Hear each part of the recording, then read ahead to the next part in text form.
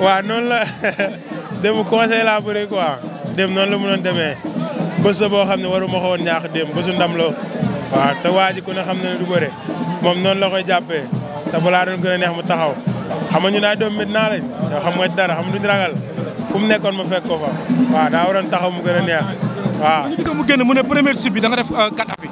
waaw yow xam nga ne yëpp gis nañu 3 appuis la. moom mi ngi wax samay cër fekkantewul day wax rek moom wax ji la jàmm waaw moom wax ji rek la jàmm bilaa du def dara. gars yi promoteur ne ñu ngi dox sa combat ki nga xam ne mooy Bébé Elton. waaw.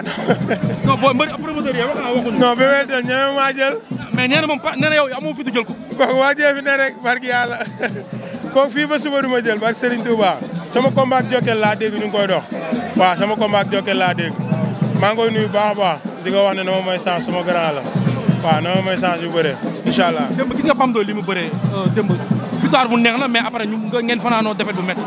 waaw billaahi démb kay noonu la mënoon demee xam nga rek sunu borom mi ko doon may démb moo ko xañ démb waaw day santaat yàlla bu baax ki ko daan war na koo daan champion moo ko daan jàmbaar moo ko daan wax dëgg ne yàlla doomu mbër ko daan waaw day gën a waajaat gën a ñëwaat Pam Doy booy la mun naam lu ne te ñu ngi ñëwaat bu ñuy ñëwaat day demee neneen ci kàttanu yàlla. tey looy dénk Lac Rose mi nga xam ne war a bëre ki nga xam ne mooy Jackson te Jackson dafa daan ak ki nga xam ne mooy Pam Doy Fass daal dafa mel ni daal géejuwaay léegi moom daa mel ni affaire moom fa la dem quoi.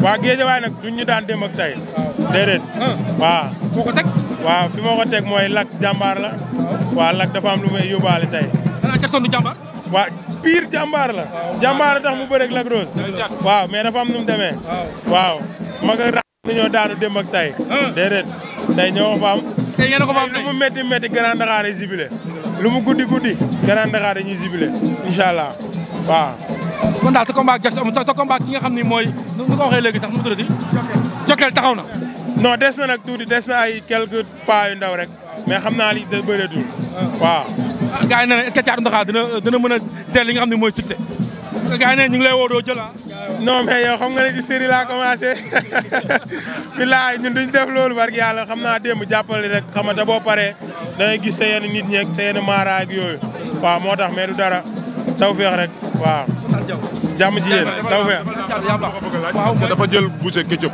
avant moo jël Boucher nekkoon ci lancé ñëpp ne champion la nga jël Boucher ñu bëri na léegi est-ce que nekku Thiatou Ndakhar dafa bëgg a dugg ci loowu mbëru comédien yi parce que comédie bi lan ngay tontu ci loolu. waaw ci théâtre laa commencé woon.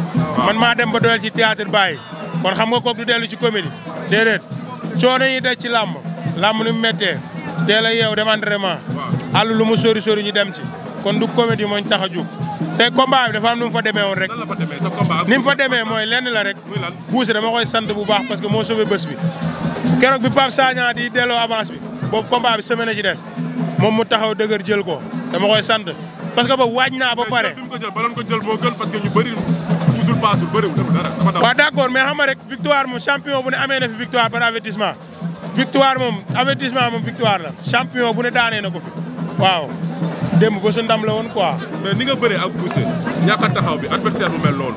waaw conseil la rek bokkul ci liy yàq la. non conseil la rek man mu taxaw ak ñàkk a taxaw fu mu ne ma fekk ko fa waaw te ba doon gën a xam ne fu mu ne ma fekk ko mu taxaw.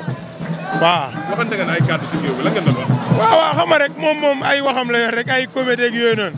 waaw waaw mooy yi muy wax rek dinaa la duma daal la invité la nga ñëw reer si moom yooyu la doon wax.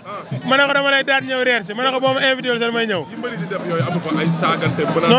non dépassé nañ loolu nag quoi wax dëgg na yàlla loolu moom su ma ko waxoon sax du ma ko delloo am na lu ma koy xoolee quoi. waaw parce que bu dul dara sax may na ma chance.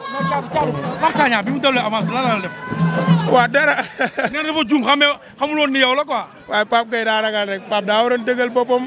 ñëw ñu samp ko démb.